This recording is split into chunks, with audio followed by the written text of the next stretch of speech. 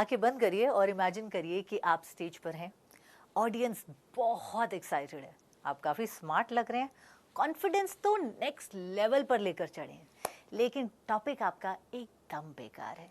बस ऐसा ना हो, इसलिए लर्निंग सारथी के इस वीडियो में मैं आरजे जसी, प्रोफेसर बड़ा बिजनेस, आपको बताने वाली हूँ how to select a topic for speech, यानी कि अपनी प्रेजेंटेशन का टॉपिक कैसे चुना जाता है।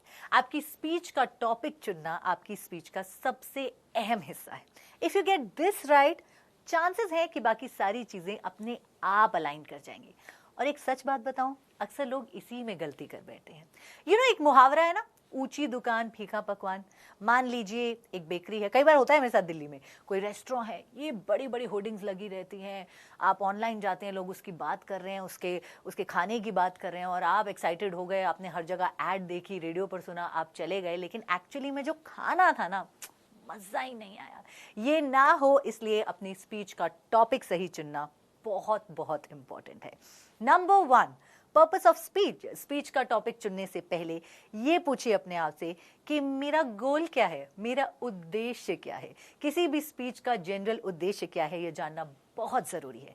यानी कि आपको ऑडियंस को मोटिवेट करना है, हंसाना है, रुलाना है, इमोशनल करना है, या उनसे कुछ फीडबैक निकलवाना है। एग्जाम्पल के लिए, किसी बिजनेस मीटिंग में आप एज अ स्पीकर लोगों को एंटरटेन करने लग जाएं, तो ऑडियंस आपको अजीब तरह से देखेगी। इसलिए हमारा जनरल पर्पस जानना सबसे फर्स्ट स्टेप है, वेरी वेरी इंपॉर्टेंट। स्पीच को पर्पस के दायरे में रखना बहुत इंपॉर्टेंट है, यानी कि रायते की तरह फैलना नहीं है। कोई भी एक्स्ट्रा बात जो आपके टॉपिक से, उद्देश्य से रेलेवेंट नहीं है, हमें करनी ही नहीं है। जनरल पर्पस जानने के बाद आपको एक पर्पस स्टेटमेंट बनानी है। आई नो आप सोच रहे हैं कि जैसे अभी तो पर्पस डिसाइड किया है, मुझे मालूम है उद्देश्य। देखिए, उद्देश्य से ही निकलती है एक उद्देश्य की स्टेटमेंट, एक पर्पस स्टेटमेंट जो आप बार बार अपने दिमाग में रखेंगे, जो आपको रिमाइंड कराती रहेगी कि आप अपने ऑडियंस तक क्या पहुंचाना चाहते हैं।